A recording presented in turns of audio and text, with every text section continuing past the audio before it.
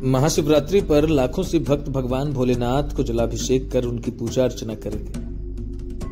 भगवान भोलेनाथ की पूजा अर्चना करने के दौरान लोग उनके सबसे प्रिय भक्त और द्वारपाल नंदी के कान में अपनी मनोकामना कहते हैं और नंदी की भी पूजा करते हैं। ऐसे में आपके मन में भी यह प्रश्न जरूर उठ रहा होगा कि आखिर भगवान भोलेनाथ की पूजा के दौरान नंदी की पूजा क्यों की जाती है। ज्योतिषाचार्य पंडित शत्रुघ्न आचार्य बताते हैं कि नंदी को भगवान भोलेनाथ का वाहन माना जाता है और इन्हें शिव का द्वारपाल भी कहा जाता है। ऐसी मान्यता है कि शिव तक अपनी श्रद्धा पहुंचाने के लिए नंदी को प्रसन्न करना काफी जरूरी है। नंदी को बुद्धि और ज्ञान का प्रतीक भी माना गया है और शिव के मंदिर के बाहर हमेशा नंदी विराजित रहते हैं। उन्होंने बताया कि जब असुरों और देवताओं के बीच समुद्र मंथन में भगवान शिव ने हलाहल विष पी लिया था, तब विष की कुछ बूंदें जमीन पर गिर गई थी और नंदी ने उसे अपनी जीभ से साफ कर दिया था। नंदी के इसी समर्पण को देखकर भगवान शिव प्रसन्न हुए थे और उन्हें अपने सबसे बड़े भक्त की उपाधि दे दी थी।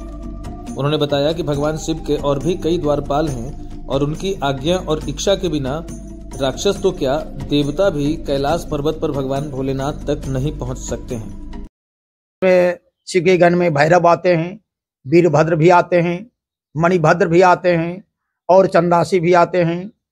नंदी हैं, श्रृंगी भी हैं और भृगटी भी हैं, शैल हैं, गौकर्ण हैं और घंटाकर्ण हैं, जय और विजय भी हैं। इसके अलावा 50 दैत्य, नाग, नागिन, पशुओं के भी शिव का गण माना जाता है।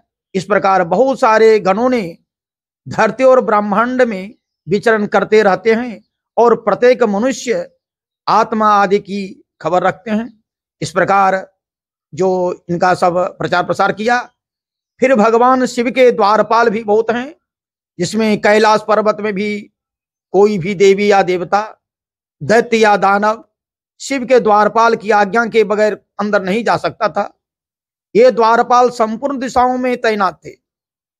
प्रमुख द्वारपाल नंदी थे, स्कंद थे, ऋषि थे, वृषभ भी थे, भृगि, गणेश, उमा महेश्वर और महाकाल ये सब थे। ऐसा कहा जाता है कि शिव के गण और द्वारपाल नंदी ने ही काम शास्त्र की रचना की थी और काम शास्त्र के आधार पर ही काम सूत्र लिखा गया था।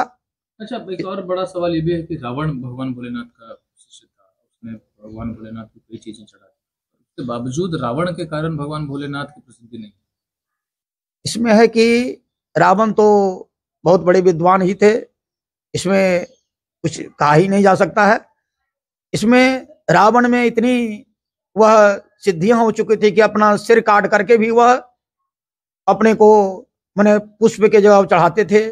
इस प्रकार उन्होंने प्रसन्न कर लिया था।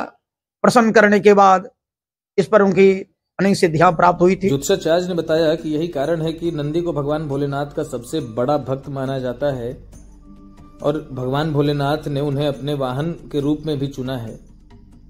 इसके अलावा बैल को भी भोला माना जाता है और भगवान भोलेनाथ को भी भोला माना जाता है। दोनों ही काफी कर्मठ और जटिल माने जाते हैं, इसलिए भगवान भोलेनाथ की विशेष कृपा उन पर बरसती है।